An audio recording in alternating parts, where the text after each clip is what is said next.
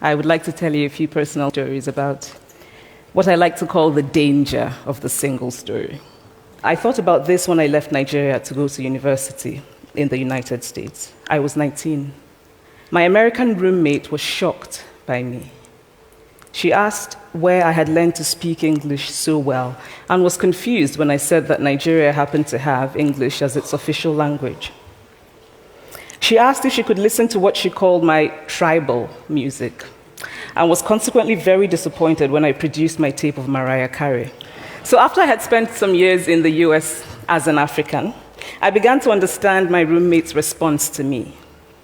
If I had not grown up in Nigeria, and if all I knew about Africa were from popular images, I too would think that Africa was a place of beautiful landscapes, beautiful animals, and incomprehensible people fighting senseless wars, dying of poverty and AIDS, unable to speak for themselves, and waiting to be saved by a kind white foreigner.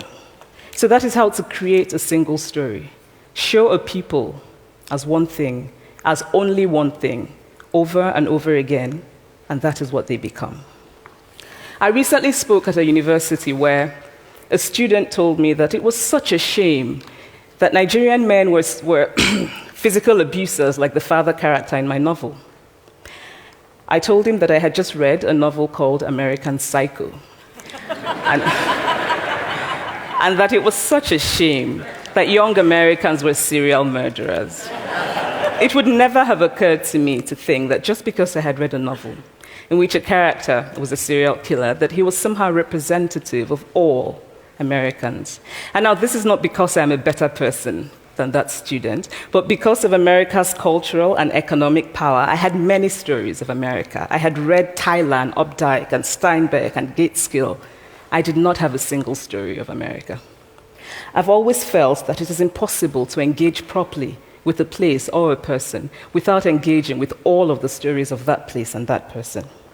The consequence of the single story is this: it robs people of dignity. It makes our recognition of our equal humanity difficult. It emphasizes how we are different rather than how we are similar. Stories matter. Many stories matter. Stories have been used to dispossess and to malign. But stories can also be used to empower and to humanize. Stories can break the dignity of a people, but stories can also repair that broken dignity.